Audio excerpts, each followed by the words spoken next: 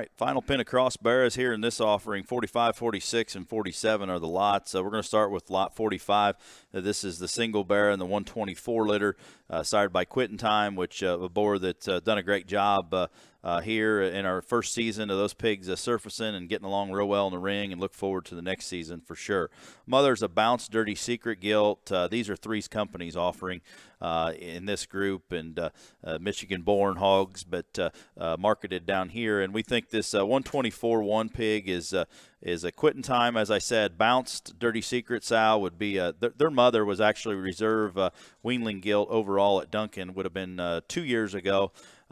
Williams family in Georgia bought her, and we thought that Sow Power backed away. We decided to purchase her back there after they were done showing her in Georgia, and darn sure glad we did, because she had a really good litter here in her first go round.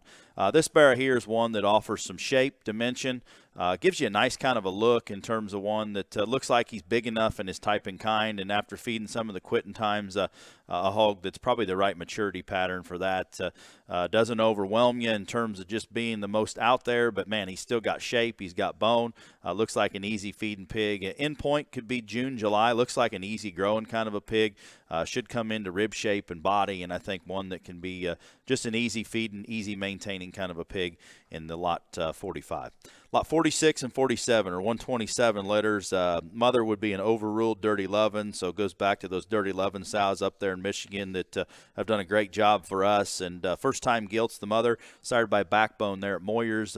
A younger a backdrop son that Austin and Mort went on the boar tour over there and decided to breed a handful of sows to their boars that have been successful, and I think it matched up awfully good on their part, putting them together back on the sows that we have here. And I think this 127-2 bear is one that's he's got a very distinct marking, and I think that's not everything, but it will catch a lot of people's eyes. He is a hard-backed, shapely kind of a hog with an awesome presence in terms of his neck set, where he ties in there, a hog that's never going to get flat in his feet. He's got a lot of muscle now, but still relatively square off both ends. And I think once he just chills and maintains and chubs, that back shape's going to stay there. And that's hard to feed into one, because he's going to be the one that is the outlier there. And I think chub and everything will come together. That overruled on there after feeding some of those. I think that maturity pattern, that's what we read in these particular bears. They're going to feed very similar to that. So that's lot 46, the half-belted bear there. Lot 47 is 127-3, the wider belted pig, and he's one that offers some bone and shape.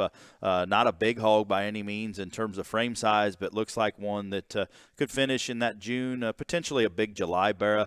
Wide-chested kind of a hog, up on his toes in terms of pastern set, and another one. You just kind of feed him and let him be a pig. Looks like a good heavyweight on down the way, probably stretch into July to have that extra shape and hardness to back like his brother. But a good pen of crossbred bear as a finish up our crossbred bear offering.